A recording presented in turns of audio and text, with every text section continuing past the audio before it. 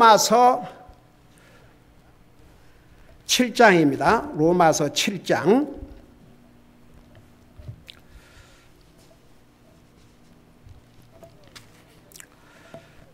17, 18절 두 절을 우리 같이 읽겠습니다. 17, 18절 두 절입니다.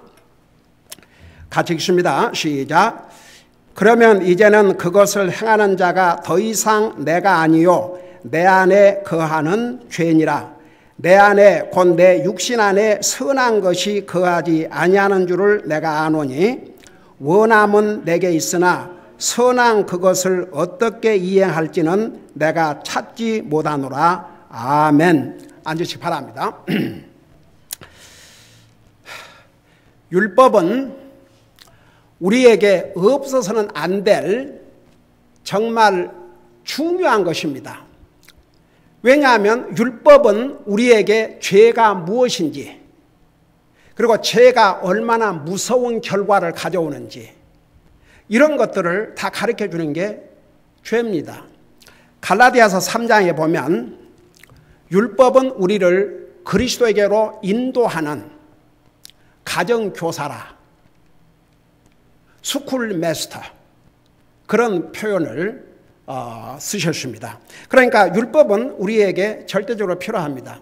물론 율법이 오기 전에도 죄가 있었습니다. 아담과 이브가 하나님의 말씀을 순종하지 않고 불순종한 것은 죄였습니다.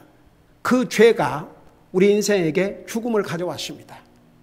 율법이 온 다음에 죄가 생긴 게 아니고 우리 최초의 조상 아담, 이브가 하나님의 말씀을 불순종함으로 죄를 범하게 됐고, 그 죄는 우리 인생에게 죽음을 가져왔습니다.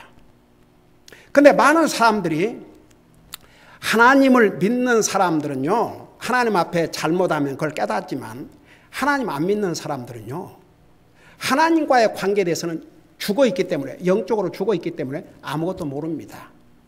그러니까 죄인들에게는 율법이 절대적으로 필요했습니다. 율법은 거울과 같다는 얘기를 제가 여러 번 했는데, 거울은 자기 모습을 정확하게 보여줍니다. 그러나 그 거울이 우리 얼굴에 묻은 먼지라든가 얼굴에 묻은 때라든지 이런 것을 씻어줄 수 없습니다. 그냥 알려만 주는 거죠. 얼굴에 뭐가 묻었다, 네가 어떻게 생겼다. 거울이 해줄 수 있는 건 그것밖에 없습니다. 율법도 마찬가지입니다. 율법은 우리에게 죄를 가르쳐주고, 그 율법은 우리를 주님 앞으로 인도하는 그 가정교사라, 그런 의미가 뭐라는 거 자세하게 설명했지만 다시 한번 설명하자면, 율법 앞에서는 다 알아요.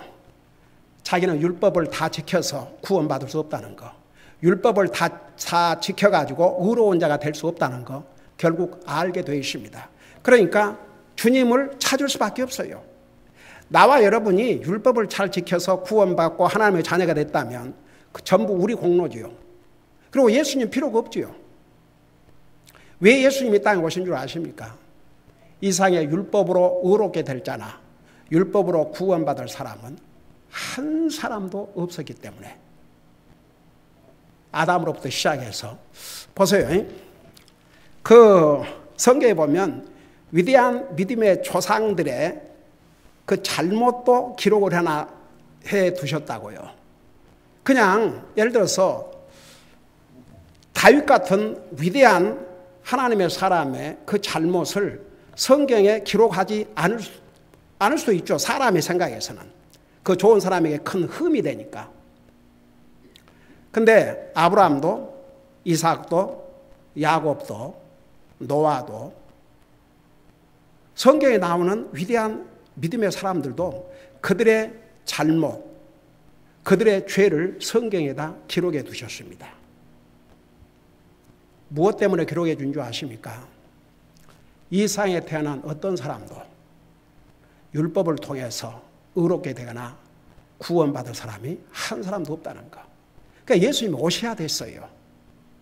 그 예수님이 오셔서 죄의 속성을 물려받지 않고 죄 없으신 분이 죄의 속성을 가지고 태어난 우리 인생들의 죄값을 대신 치르시려면 우리와 똑같은 사람은 100사람이 와서 100번 죽어도 아무 소용없어요.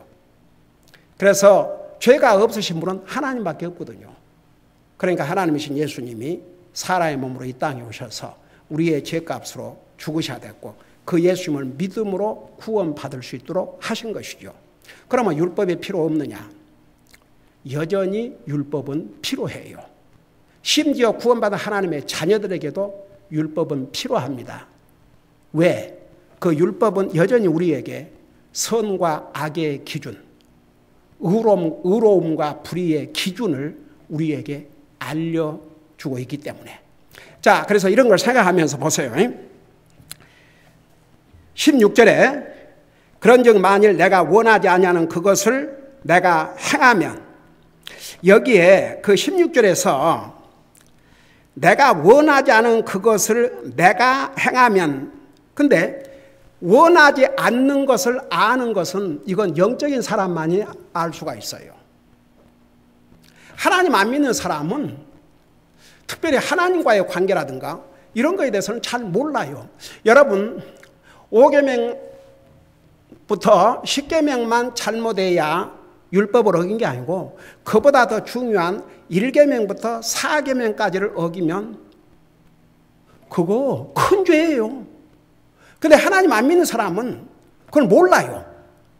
1계명부터 4계명, 더 중요한 계명.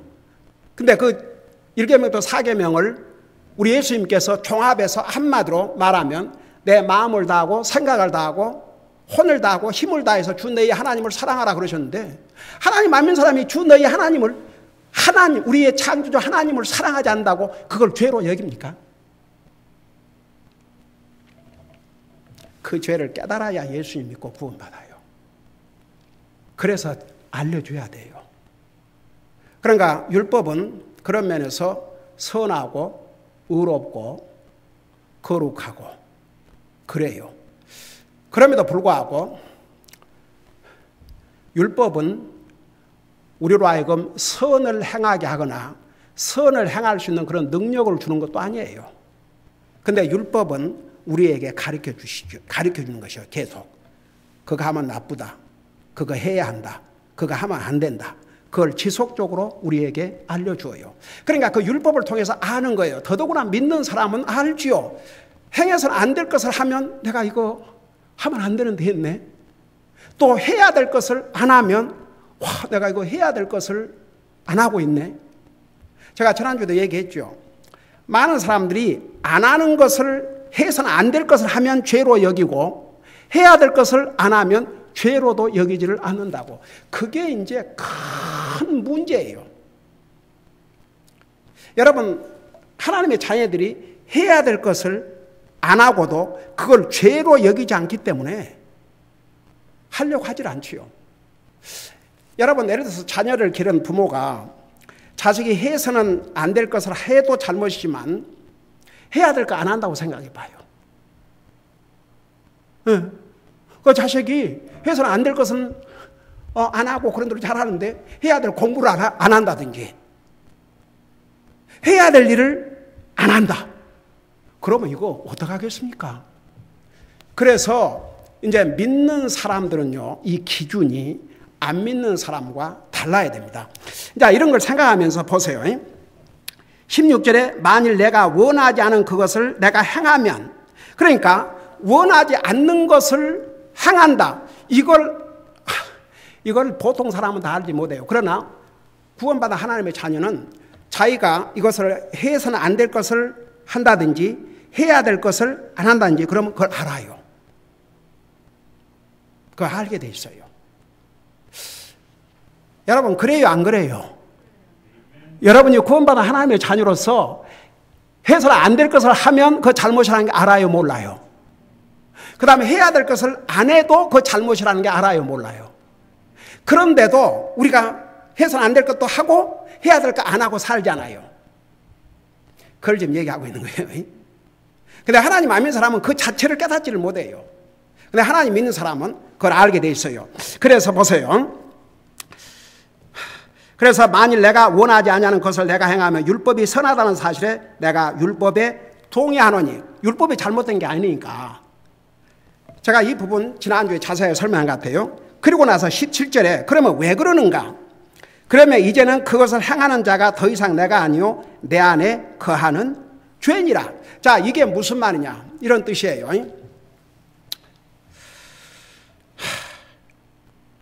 여러분 보세요. 구원받은 하나님의 자녀로서 해야 될 일을 안 한다든지, 해야 될 일을 안 한다든지, 해서는 안 될 일을 한다든지, 그것을 왜 알아요? 안 믿는 사람은 그런 거 잘 모르는데 믿는 사람은 왜 알아요? 구원받은 하나님의 자녀는 자기 속에 성령님이 와 계시기 때문에 성령님이 하시는 일 가운데 하나가 죄가 무엇인지를 컨빅트를 해줘요. 그러니까 금방 알아요. 그래서 영적인 사람, 구원받은 하나님의 자녀로서는 내가 이거 이러면 안 되는데, 내가 이거 하고 살아야 되는데, 해야 되는데, 그런데 실상은 그 반대로 하고 살거든요. 그 이유가 뭐냐 그러면 우리 속에 죄의 속성이 있기 때문에. 이해가 되세요? 그러니까 우리가 예수님을 영접하고 구원받은 하나님의 자녀가 된 다음에도 우리가 하늘나라 가는 순간까지는 여전히 죄의 속성을 가지고 살고 있기 때문에 그 죄의 속성 때문에 해야 될 일은 도리어 안 하고 해서는 안 될 일을 하고 산다 이겁니다. 그래서 보세요. 믿음으로 살고자 하는 사람이 이런 갈등을 느끼죠. 믿음으로 살지 않은 사람은 그런 갈등이고 뭐이고 없어요. 그냥 내키는 대로 하고 사는 거죠. 하고 싶으면 하고 말고 싶으면 말고 기분 내키는 대로 형편되는 대로 뭐 그것 때문에 내가 이래서는 안 되는데 내가 이렇게 해야 되는데 그런 갈등도 없어요. 그런데 구원받은 하나님의 자녀는 그래서 갈등을 하게 되어 있어요. 그래서 지금 이 특별히 로마서 7장에서는 율법과 그리스도인의 갈등에 대해서, 불신자는 그런 갈등도 없어요. 자, 그래서 보세요. 17절에 그러면 이제는 그것을 행하는 자가 더 이상 내가 아니요 내 안에 거하는 죄니라. 그러니까 이제 우리 믿는 사람들이 알아야 될 것은 우리에게 적이 있다는 것. 이 말씀에 의하면 우리가 가장 싸워야 될 적이 누구 같아요? 자기 자신이에요.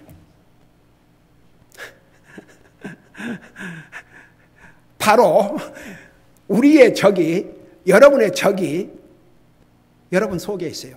그게 죄의 속성입니다. 사탄은 이 죄의 속성을 계속 사용합니다. 이 죄의 속성을 통해서 우리로 하여금 하나님의 자녀로서 해야 될 일은 안 하게 만들고 또 해서는 안 될 일은 하게 하고, 그래서 영적인 사람과 보세요, 육적인 사람이 싸우는 거예요. 예수님을 믿고 구원받은 하나님의 자녀는 영적인 사람이에요. 그럼에도 불구하고 우리에게는 죄의 속성이 있어요. 그래서 죄의 속성과 영적인 사람이 싸우는 거예요. 이것을 갈라디아에서는 뭐라고 표현하고 있는 거 이렇게 말씀하고 있어요. 여러분 잠깐 갈라디아서 5장을 보시기 바랍니다. 갈라디아서 5장 거기 보면 이런 말씀이 있습니다. 16절부터 갈라디아서 5장 16절부터 보시기 바랍니다. 거기 보니까 그런즉 내가 이것을 말하노니 곧 성령 안에서 걸으라. Walk in the Holy Spirit. 그러니까 성령 안에서 살라 이겁니다. 성령 안에서 생각하고 성령 안에서 행하고 성령 안에서 살라 이겁니다. 그러면 너희가 육신의 욕심을 이루지 아니하리라. 자 보세요. 이게 참 아주 중요한 내용이에요. 이 사람들이 예수 믿고 구원받은 하나님 자녀가 된 다음에도 우리 속에 성령님을 모시고 산다고 하면서도 우리 속에 그 죄의 속성이 있는데 그 죄의 속성은 아주 굉장히 이기주의적이고 욕심적이에요.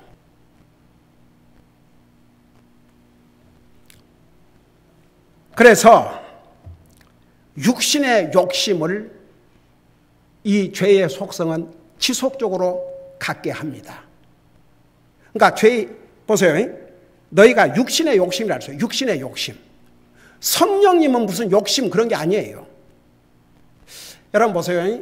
심지어 탐욕은 우상 숭배라고 말씀하고 있습니다. 성경에. 욕심이 컨시브드 이렇게 욕심을 한번 갖게 되면 죄를 범하고 그 죄가 끝나면 죽음을 가져온다고 했습니다. 사실은요, 아담 이브가 왜 그 선악과를 먹었을까? 그걸 하나하나 좀 들어가 보면요, 우리 인류의 최초의 조상, 사실 보세요, 인류 역사에 아담 이브만큼 좋은 환경에서 산 사람들이 없습니다. 인류 역사에. 그들은 에덴 동산에서 살았습니다. 낙원에서 살았습니다. 모든 것이 풀이었습니다. 아무 수고도 할 필요가 없었습니다. 영원히 살 수 있는 영생을 가지고 태어났습니다. 하나님께서 그렇게 만드셨어요.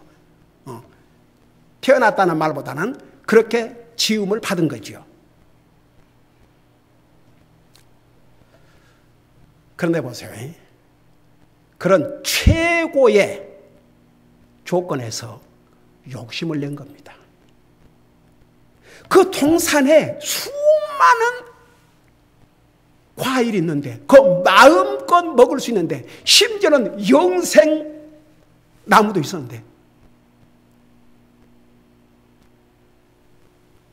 근데 하나님께서 그 마신 그 선악을 알게 하는 나무에서 나오는 하필이면 그 과일에 욕심을 부리게 된 것이죠. 이건요, 뭐와 같은 거 아니?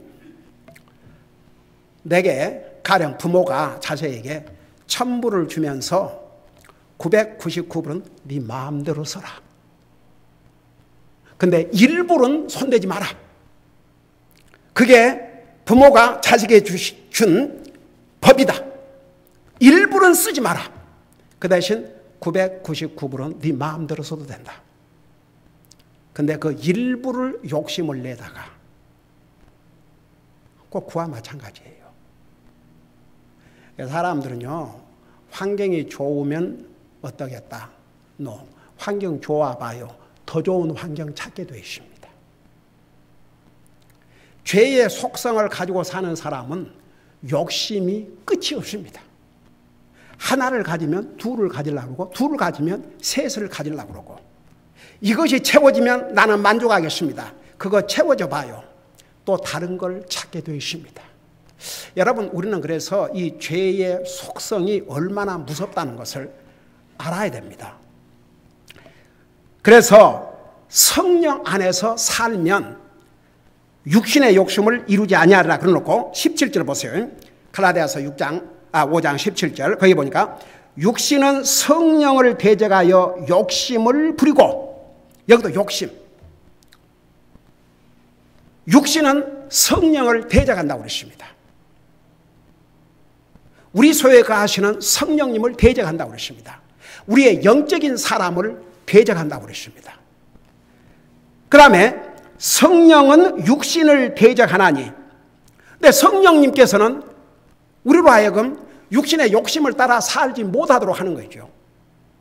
그래서 우리가 이 하나님의 말씀으로 자꾸 도전받고 하나님 말씀을 읽으면서 들으면서 하나님 말씀을 통해서 도전을 받고 훈련받고 자기를 디스플린해야 돼요.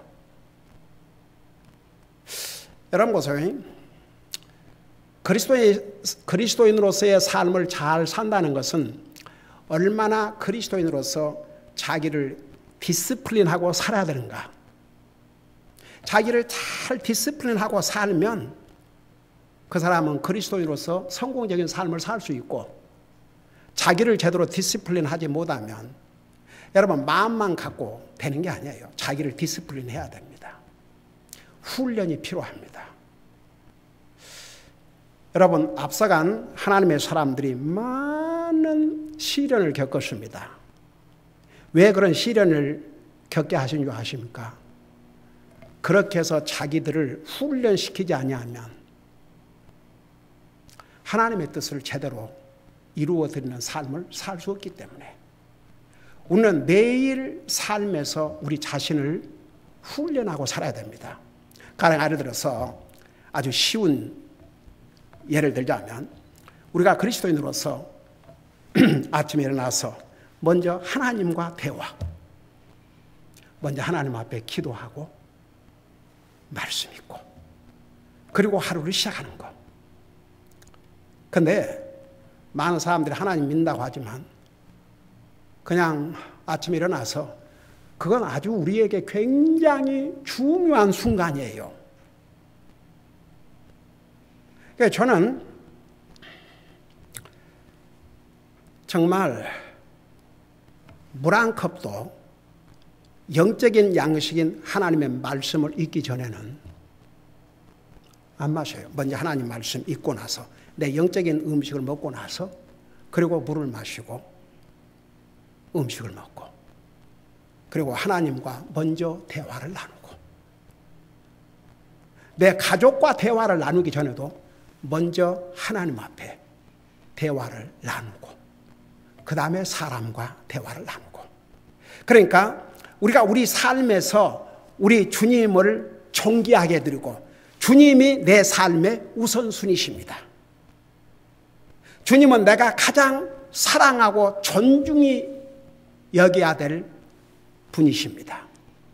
그런데 우리 하나님은 우리에게 그런 존귀를 그런 영광을 받으시기에 합당하신 분입니다. 그분은 우리의 창조주이십니다. 그럼에도 불구하고 피조물인 인생들은 하나님을 불순종하고 죄를 범했습니다. 마땅히 죄값을 치르고 지옥 가야만 하셨습니다. 그런데도 보세요. 우리 하나님은 우리 인생을 불쌍히 여기시고 우리를 사랑하셔서 하나님이신 예수님께서 사람의 몸으로 이 땅에 오셔서 우리의 죄값으로 자신의 생명을 주심으로 우리가 율법을 어기고 우리가 죄의 속성을 가지고 있음에도 불구하고 그 예수님을 믿음으로 구원받을 수 있도록 그런 어마어마한 사랑을 베풀어 주셨습니다. 그러니까 이제 보세요.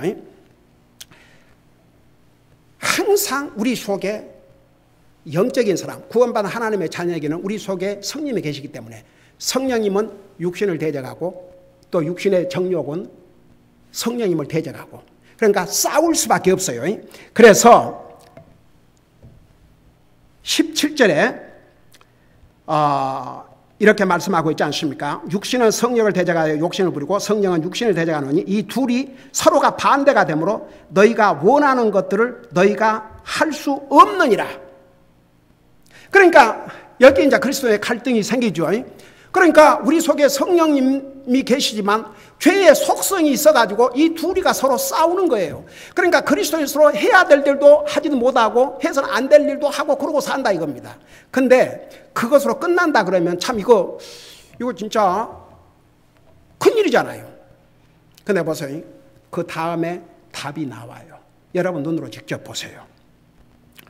18절에 보니까 그러나 너희가 성령의 인도를 받으면 율법 아래 있지 아니하니라. 자, 그게 무슨 말인 줄 아십니까? 율법 아래 있으면 율법은 우리에게 끊임없이 이건 잘못된 거, 이거 옳은 거, 이건 잘못된 거, 이거 옳은 거 가르쳐 주는데 율법은 우리가 옳은 것을 할 수 있도록 돕는 것도 아니고 우리의 그런 능력을 주는 것도 아니에요. 잠시 후에 그 부분에 대해서 더 자세하게 설명하겠지만 근데 여기에 한 가지 방법을 주셨어요. 성령님의 인도를 받으면 너희가 그런 율법의 지배 아래 있지 아니하고 결국은 죄의 속성을 가지고 있음에도 불구하고 성령님의 인도함을 받고 살면 자, 이런 그리스도인은 해야 될 것을 하고 해서는 안 될 것을 안 하고 그걸 잘 컨트롤하고 살게 돼 있다는 얘기죠. 그러니까 앞서간 믿음의 사람들이 그들에게도 죄의 속성이 있었기 때문에 잘못을 범했음에도 불구하고 그 죄의 종로로 죄에 끌려다닌 게 아니고 그 죄를 이기고 결국은 승리하는 삶을 살았지 않습니까?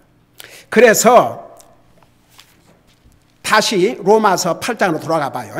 그러니까 우리가 이걸 분명히 알아야 됩니다. 우리 속에 죄의 속성이 있기 때문에 그 죄의 속성과는 우리가 싸워야 될 대상입니다. 그걸 이겨야 됩니다. 그러니까 쉽게 말하면 보세요. 죄의 속성은 아침에 일어나면 뭐 기도하고 싶어 하겠습니까? 죄의 속성은. 그냥 일어나서 기지개 펴고 커피 한 잔. 그냥 안 믿는 사람과 별 차이 없이 그냥 그렇게 하루를 시작하죠. 근데 성령님을 모시고 산 사람은 아침에 일어나면 먼저 기도하게 돼요. 그리고 말씀 한 장이라도 읽어야지. 한 장이 시간이 없어 못 읽는다면 단 몇 절이라도. 제가 전에 그런 얘기 자주 했죠.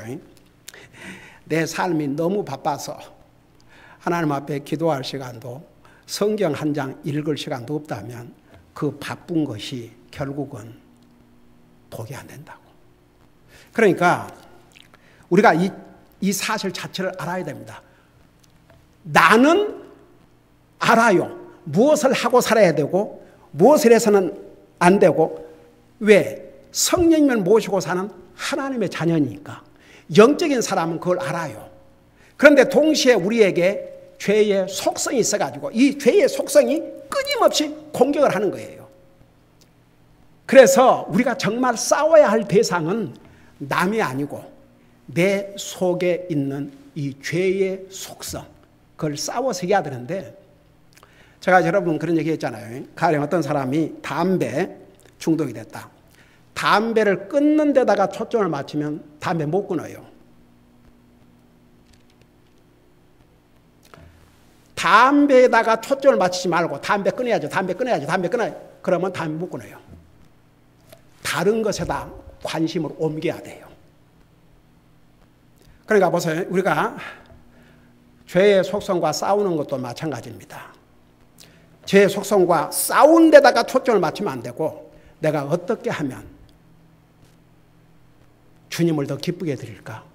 어떻게 하면 내가 주님을 더 열심히 섬기고 살까? 어떻게 하면 내가 정말 하나님의 자녀로서 내 도리를 다할 수 있을까?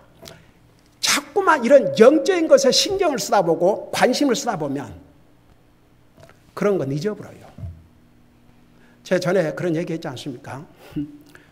저도 군대에서 담배 배워가지고 주여 하루에 담배 한 갑이 부족했어요. 그러고 다녔어요. 그래갖고 옷 같은 거, 튀겨갖고 사방에 양복에 구멍이 생기고. 근데 제가 복음을 듣고 구원받고 나니까 너무 행복하니까 그런 거 다 잊어버린 거죠. 한 번도 그거 끊어보겠다고 그런 생각해 본 적도 없어요. 그냥 자동적으로 사라져 버리더라고요. 그러니까 우리가 한나라 갈 때까지는 육신의 정욕을 가지고 살아야 되지만, 그래서 항상 주님에게 더 관심을 갖고 주님 말씀에 더 관심을 갖고 자꾸만 주님 생각하고 영적인 걸 생각하고 그러다 보면 육신의 정욕이 또 육신의 욕심이 죄의 속성이 있다 해도 그것이 점점 힘이 약해진다 이겁니다. 그런데 사탄은 그 육신의 속에 있는 죄의 속성을 가지고 끊임없이 우리 영적인 삶을 방해를 하려고 해요. 그 정체를 알아야 됩니다. 그러니까 예를 들어서 기도하기 싫어도 기도를 하세요. 성경 읽기 싫어도 성경 읽으세요. 그러다 보면 결국 영적인 사람이 승리를 하는 것이죠. 그 다음에 보세요. 18절에 보니까 내 안에 곧 내 육신 안에 선한 것이 거하지 아니하는 줄을 내가 아노니, 육신 안에는 우리 육신, 죄의 속성 때문에 우리 육신에는 좋은 것이 하나도 없어요. 선한 것이 하나도 없어요. 여러분 잠깐 로마서 3장을 봐봐요. 로마서 3장. 옛날에 우리가 이 부분을 자세하게 공부했습니다마는 자, 우리 육신 안에 우리 육신 여러분 가지고 있는 이 육체에 뭔 선한 것이 있는가 한번 여기 보시기 바랍니다. 3장 10절부터 보세요. 거기 보니까 이것은 기록된 바 의로운 자는 없나니 단 한 사람도 없으며 깨닫는 자도 없고 하나님을 찾는 자도 없으며 그들이 다 길에서 벗어나 함께 무익한 자가 되고 선을 행하는 자가 없나니 단 한 사람도 없도다. 그러니까 이게 하나님을 모르는 사람, 죄를 범한 인생의 모습이에요. 그러면서 우리 육체 한 부분, 우리 육체의 지체가 어떻게 죄 짓는 도구로 쓰임을 받는지를 설명하고 있는데 13절 보세요. 그들의 목구멍은 열린 돌무덤이고 그들은 자기 혀로 속임수를 썼으며 그들의 입술 밑에는 독사의 독이 있고 그들의 입은 저주와 쓴 것으로 가득하며 우리 입, 혀 많이 나오죠. 이것으로 죄를 범한다 이거죠. 그 다음에 그들의 발은 피 흘리는데 빠르니라. 여러분 보세요. 안 좋은 일에는 부지런해요. 악한 일에는 부지런해요. 근데 선한 일에는 게으르지요. 왜 그런 줄 아세요? 죄의 속성 때문에. 그러면서 여기 뭐라 하십니까? 16절에 파멸과 고통이 그들의 길에 있어 그들이 화평의 길을 알지 못하였고 18절 그들의 눈앞에는 하나님을 두려워함이 없느니라 함과 같으니라. 그러니까 보세요. 우리 육체 안에는 우리의 속성, 죄의 속성을 가진 우리 육체 안에는 선한 것이 하나도 없어요. 그래서 그 18절 로마서 7장 18절에 내 육신 안에 선한 것이 거하지 아니한 줄을 내가 아노니. 그러니까 여러분 속에 죄의 속성이 있다는 게 여러분 알아요, 몰라요? 알게 돼 있어요. 네. 왜냐하면 더더군 하나님 믿는 사람은 알아요. 내가 이거 해야 되는데 못하고 있구나. 이거 내가 안 해야 되는데 해야 하구나. 그런 걸 다 구별을 해요. 왜? 우리 속에 성령님이 계시기 때문에. 그래서 그걸 알아요. 더더구나 믿는 사람은. 그래서 내 육신 안에 선한 것이 거하지 않냐를 내가 아노니 원함은 내게 있으나. 자, 여기에 원함은 내게 있다고 그러는데 이 누구를 가리킨 것 같아요? 성령님을 모시고 사는 그리스도인, 영적인 사람은 알아요. 하나님 앞에 옳은 것은, 선한 것은 행하고 싶고 악한 것은 안 하고 싶고 그걸 알아요. 그걸 원해요. 여러분이 여러분의 기준으로 볼 때도 내가 더 믿음으로 살아야 될 텐데, 내가 더 열심히 주님을 섬기고 살아야 될 텐데, 근데 그렇지 못할 때 어때요? 그럴 때 있어요, 없어요? 여러분의 기준에도 그럴 때가 있어요, 없어요? 내가 더 주님을 열심히 섬겨야 할 텐데, 근데 그렇게 못하고 있다 이거죠. 근데 그게 하나님 안 믿는 사람, 성령님을 모시고 살지 않는 사람은 그 자체를 몰라요. 그런데 그리스도인은 알아요. 그러니까 원함은 내게 있으나 선한 그것을 어떻게 이행할지는 내가 찾지 못하노라. 자, 보세요. 다시 율법으로 돌아가서 율법은 선하고 악한 것을 분명히 알려주는 역할을 합니다. 그렇다고 그 율법이 우리로 하여금 선한 것을 할 수 있는 능력을 주는 거 아니에요. 그러면 이제 예수님을 믿고 구원받는 하나님의 자녀가 되면 하나님 앞에 어떤 것이 선이고 또 사람을 향해서는 어떤 것이 선이고 이런 걸 배워야 됩니다. 하나님 말씀을 통해서. 그리고 자기를 훈련을 해야 선을 행하고 삽니다. 그럼 내가 하나 물어보십시다. 이거 하나님 안 믿는 사람들은 그거 몰라요. 근데 하나님 믿는 사람들은 하나님 앞에 선을 행하는 것이 뭐예요? 최소한 주님을 예배하고 섬기는 것은 하나님의 자녀가 해야 될 최소한의 선한 행위입니다. 그걸 넓게 의미하면 하나님의 자녀로서 하나님에 대한 의무를 제대로 하고 사는 것이 하나님 앞에 선을 행하는 것입니다. 그러니까 하나님의 자녀로서의 도리, 하나님의 자녀로서의 의무, 하나님을 예배하고 섬기는 것, 그게 하나님을 향한 선입니다. 그 다음에 다른 사람에게 선을 베풀어야 되는데, 보세요. 다른 사람을 어려운 가운데 있는 사람을 도와주고 격려해주고 또 필요한 사람 필요를 공급해주고 그거 다 선이에요. 근데 특별히 하나님을 안 믿는 사람을 향해서 우리가 베풀 수 있는 가장 큰 선은 뭐라고 생각해요? 그들을 주님 앞으로 인도하는 것이 다른 사람에게 베풀 수 있는, 특별히 주님을 알지 못한 사람에게 베풀 수 있는 가장 큰 선한 행위입니다. 이 선한 행위는요, 영원히 지옥 갈 영혼을 하늘나라에 가게 만드는 그런 엄청난 선한 행위입니다. 육신에 필요한 것을 잠깐 도와주면 그것도 선한 행위지만 그것 갖고 범죄한 영혼이 구원받고 하늘나라 가는 것이 아닙니다. 그러나 하나님 안 믿는 사람에게 그리스도의 복음을 전해주면 그 선은 영원한 선입니다. 근데 이제 보세요. 자, 그리스도인이 된 다음에는 어떻든 하나님의 말씀을 읽고 배움으로써 선의 기준을 분명히 알게 되어 있습니다. 그런데도 어떤 사람은 여전히 율법 아래서 허덕이고 어떤 사람은 기쁨과 즐거움으로 주님을 예배하고 섬기는데 그 차이가 뭔지 아십니까? 보세요. 여러분, 구원받은 하나님의 자녀도 다시 율법의 멍에 아래 들어갈 수 있습니다. 아, 내가 이거 해야 되니까 해야지. 아이고, 또 이거 안 하면 내 마음도 불편하고, 아이고, 또 목사님이 뭐라 그럴지도 모르고, 예를 들어서 여러분이 만일에 그렇게 생각해서 마지못해 산다 그러면 이거 참 힘든 일이지요. 여전히 율법 아래 있는 사람이에요. 아무리 주님을 믿고 구원받은 하나님 자녀라도. 근데 기쁨으로 하는 방법이 있어요. 그게 뭔지 아세요? 하나님의 은혜예요. 왜 히브리서 4장 16절에 너희는 하나님의 은혜의 보좌 앞에 나가서 너희들에게 필요한 은혜를 간구하라 그런 줄 아십니까? 우리가 구원도 하나님의 은혜로 구원받았고 우리가 정말 그 율법의 멍에 이르지 아니하고 율법을 초월해서 하나님을 향해서 다른 사람을 향해서 선을 행하고 하나님의 자녀로서의 의무를 행하고 하나님의 자녀로서 하나님을 예배하고 섬기고 이 모든 것을 기쁨으로 하기 위해서는 하나님의 은혜가 절대적으로 필요합니다. 그래서 하나님의 은혜로 하는 사람은 기쁨과 즐거움으로 해요.